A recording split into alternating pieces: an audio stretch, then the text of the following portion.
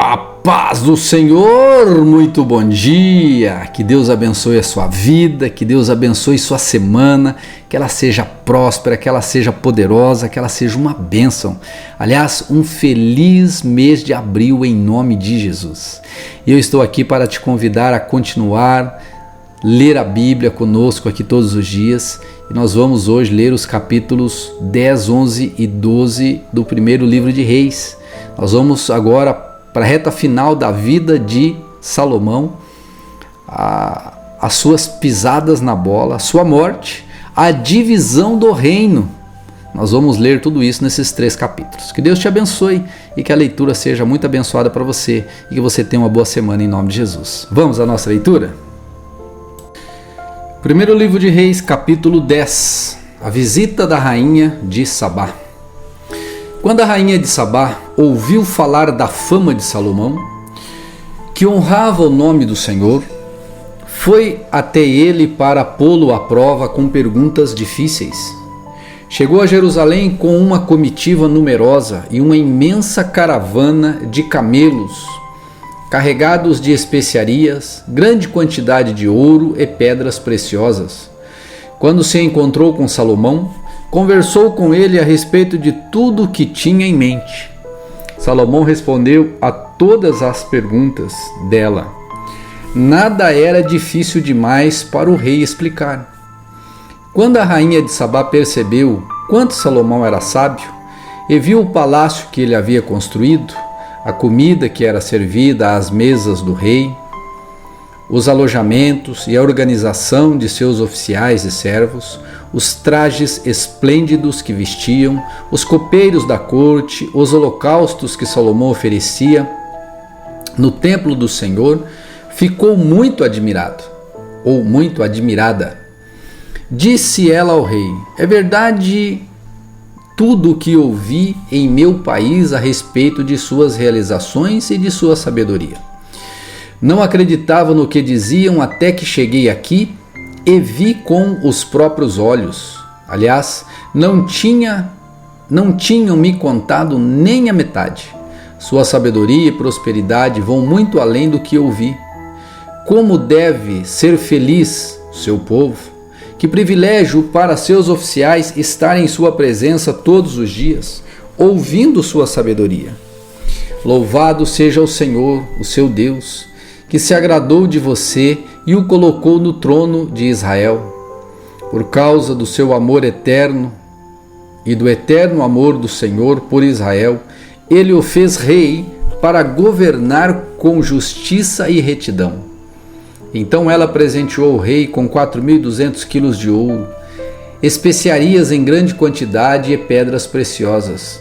Nunca mais foram recebidas tantas especiarias quanto as que a rainha de Sabá deu ao rei Salomão. Além disso, os navios de Irão trouxeram ouro de Ofir e grandes carregamentos de madeira de sândalo e pedras preciosas. O rei usou a madeira de sândalo para fazer corrimões para o templo e para o palácio real e também liras e harpas para os músicos. Nunca antes nem depois se viu tamanho suprimento de madeira de sândalo. O rei Salomão deu à rainha de Sabá tudo o que ela pediu, além dos presentes costumeiros que ele já havia entregado com generosidade. Então ela e sua comitiva regressaram para sua terra. A cada ano, Salomão recebia cerca de 23.300 quilos de ouro, sem contar a renda adicional proveniente dos mercadores e comerciantes, de todos os reis da Arábia e dos governantes do país. O rei Salomão fez 200 escudos grandes de ouro batido, cada um pesando 7,2 quilos. Também fez 300 escudos menores de ouro batido, cada um pesando 1,8 kg. O rei colocou esses escudos no palácio da floresta do Líbano. Então o rei fez um grande trono de marfim revestido de ouro puro. O trono tinha 6 degraus e um encosto arredondado. De cada lado do assento havia um apoio para o braço, e junto de cada apoio a escultura de um leão. Também havia outros 12 leões, um de cada lado dos 6 degraus. Nenhum outro trono em todo o mundo se comparava ao trono de Salomão. Todas as taças do rei Salomão eram de ouro puro, e todos os utensílios do palácio da floresta do Líbano eram de ouro puro. Não eram de prata, pois nos dias de Salomão a prata era considerada um metal sem valor. O rei tinha uma frota de navios mercantes que navegava com os navios de Irão. Uma vez a cada 3 anos, as embarcações voltavam, trazendo ouro, prata, marfim, macacos e pavões. Salomão se tornou o mais rico e sábio de todos os reis da terra. Gente de todas as nações vinham consultá-lo e ouvir a sabedoria que Deus lhe tinha dado. A cada ano, os visitantes traziam presentes de prata e ouro, roupas, armas, especiarias, cavalos e mulas. Salomão ajuntou muitos carros de guerra e cavalos, possuía 1.400 carros de guerra e 12.000 cavalos. Mantinha alguns deles nas cidades designadas para guardar esses carros de guerra e outras perto dele em Jerusalém. O rei tornou a prata tão comum em Jerusalém como as pedras, e havia tanta madeira valiosa de cedro como as figueiras bravas que crescem nas colinas de Judá. Os cavalos de Salomão eram importados do Egito e da Cilícia. Os comerciantes do rei os adquiriam da Cilícia pelo preço de mercado. Naquela época, um carro de guerra no Egito custava 600 peças de prata e um cavalo 150 peças de prata. Depois eram exportados aos reis dos hititas e aos reis da Síria. Primeiro livro de Reis, capítulo 11. As muitas esposas de Salomão. O rei Salomão amou muitas mulheres estrangeiras. Além da filha do faraó, ele se casou com mulheres de Moabe, de Amon, de Edom, de Sidom e dos hititas. O Senhor havia instruído os israelitas claramente: não se casem com mulheres dessas nações, pois desviarão seu coração para os deuses delas. E, no entanto, Salomão amou essas mulheres. No total, casou-se com 700 princesas e teve 300 concubinas, e elas desviaram seu coração do Senhor. Quando Salomão era idoso, elas o induziram a adorar outros deuses em vez de ser inteiramente fiel ao Senhor, seu Deus, como seu pai Davi tinha sido. Salomão adorou Astarote, a deusa dos Sidônios, e Moloque, o repulsivo deus dos Amonitas. Com isso, Salomão fez o que era mal aos olhos do Senhor. Recusou-se a seguir inteiramente ao Senhor, como seu pai Davi tinha sido.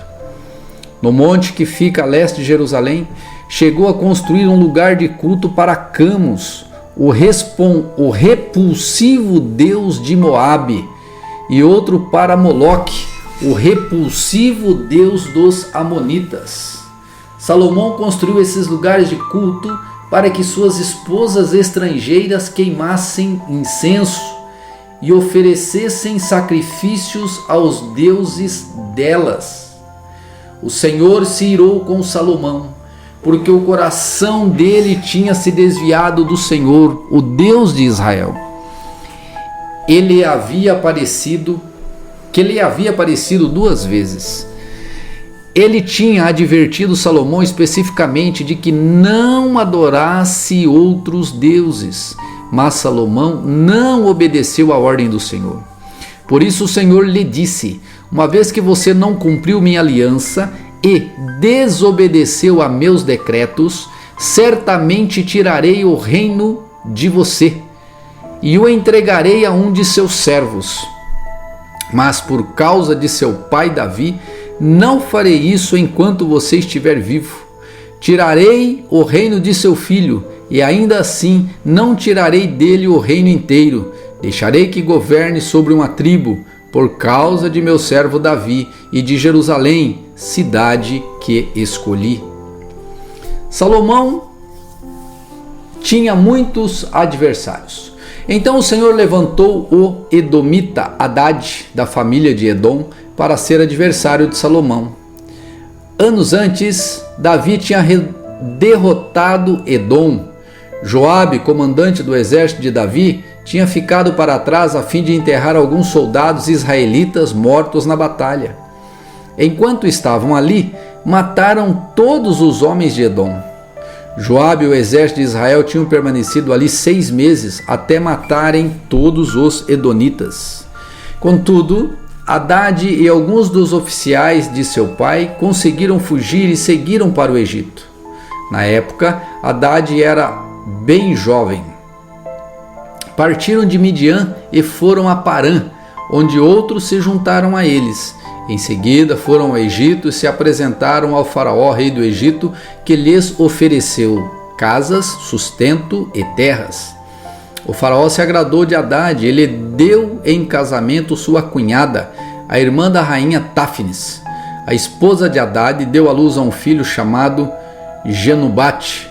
Táfnis o criou na casa de Faraó, entre os próprios filhos do faraó. Quando chegou a Hadad no Egito a notícia de que Davi e seu comandante Joabe estavam mortos, ele disse ao faraó: "Deixe-me voltar para minha terra." "Por quê?" perguntou o faraó. "O que lhe falta aqui para que você queira voltar para a sua terra?" "Não me falta nada", respondeu ele. "Ainda assim peço que me deixe voltar." Deus também levantou Rezon, filho de Eliada, para ser adversário de Salomão. Rezon havia fugido de seu senhor Hadadezer, rei de Zobá, e se tornado líder de um bando de rebeldes. Depois que Davi derrotou Hadadezer, Rezon e seus homens fugiram para Damasco, onde Rezon se tornou rei. Ele foi inimigo ferrenho de Israel durante o resto do reinado de Salomão. Assim como Hadad, causou muitos problemas. Renom continuou a reinar na Síria e odiava Israel profundamente. Jeroboão se rebela contra Salomão. Outro líder rebelde foi Jeroboão, filho de Nebate, um dos próprios oficiais de Salomão. Veio da cidade de Zeredá, em Efraim. Sua mãe era viúva e se chamava Zerua. Esta é a história por trás da sua rebelião. Salomão estava construindo o aterro e reparando os muros da cidade de Davi, seu pai. Jeroboão era um jovem muito capaz, e quando Salomão viu como ele era diligente, encarregou dos trabalhadores das tribos de Efraim e Manassés, os descendentes de José. Certo dia, quando Jeroboão saía de Jerusalém, Aías, profeta de Siló, encontrou-se com ele no caminho. Aías vestia uma capa nova. Enquanto os dois estavam sozinhos no campo, Aías pegou sua capa nova e rasgou em 12 partes. Disse a Jeroboão: "Fique com 10 pedaços, pois assim diz o Senhor, o Deus de Israel: estou prestes a tirar o reino das mãos de Salomão e entregar 10 tribos a você.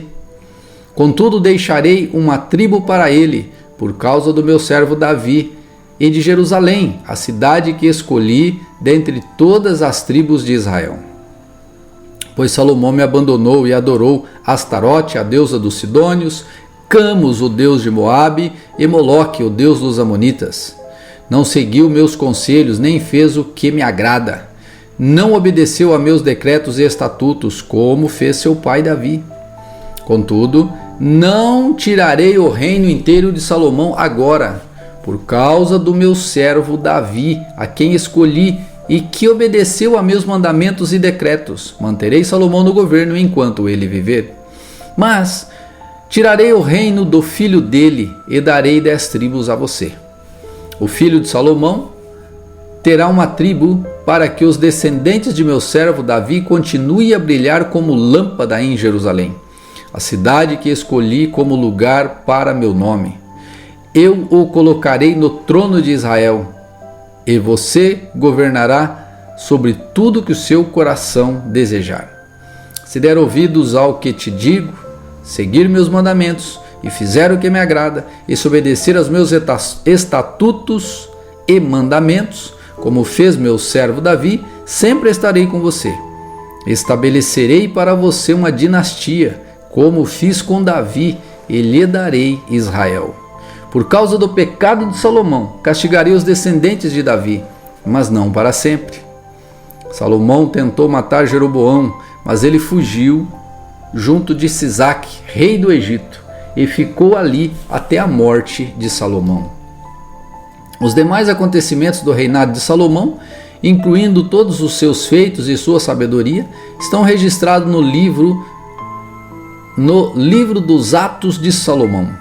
Salomão reinou por 40 anos sobre todo Israel e em Jerusalém. Quando morreu e se reuniu a seus antepassados, foi sepultado na cidade de Davi, seu pai. Seu filho Roboão foi seu sucessor.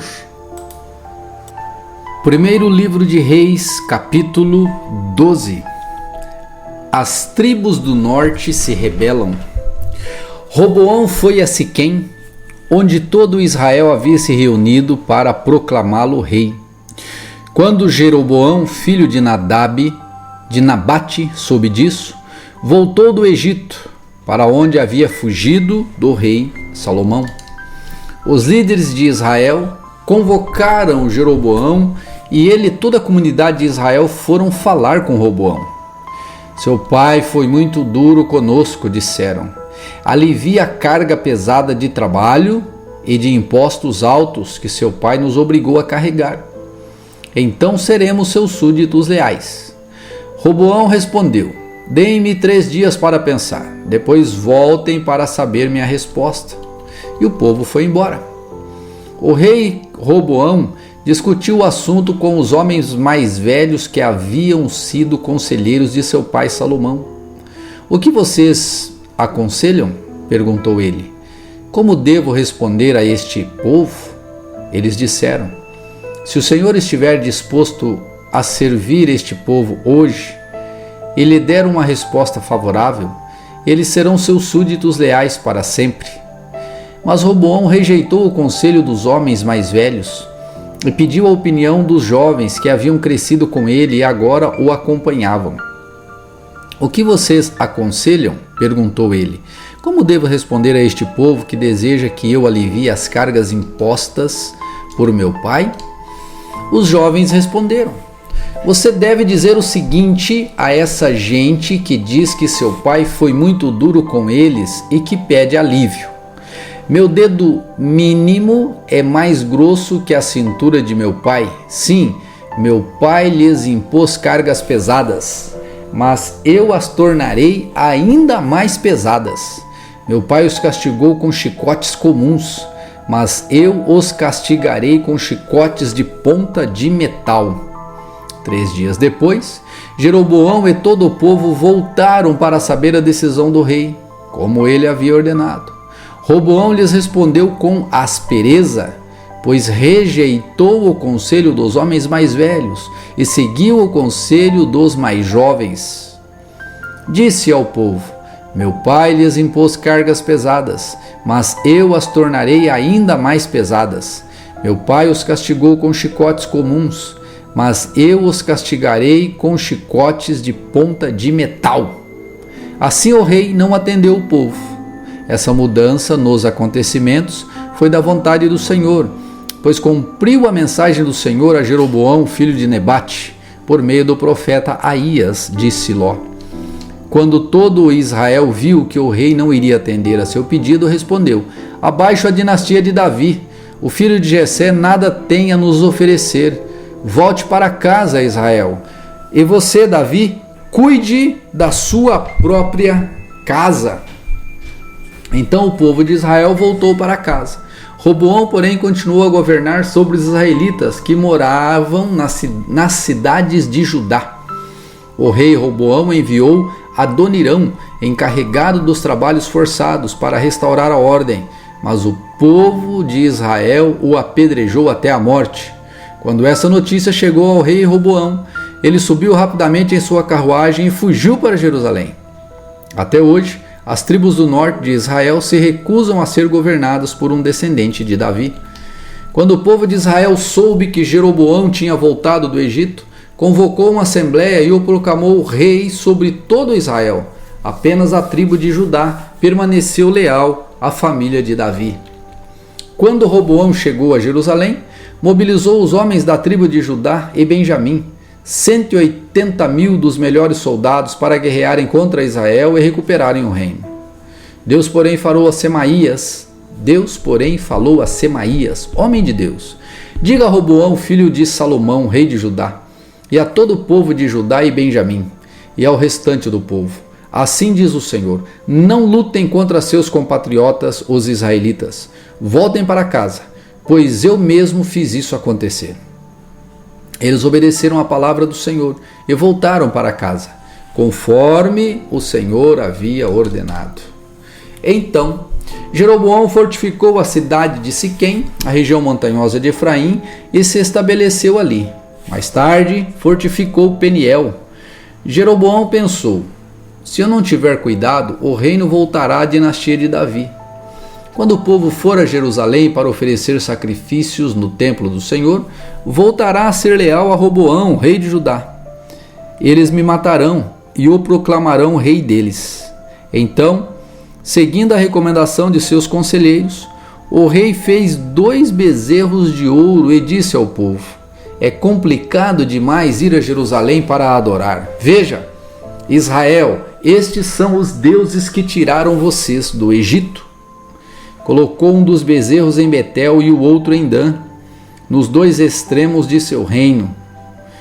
Isso se tornou um grande pecado, pois o povo viajava até Dan, ao norte, para adorar o ídolo que ficava ali.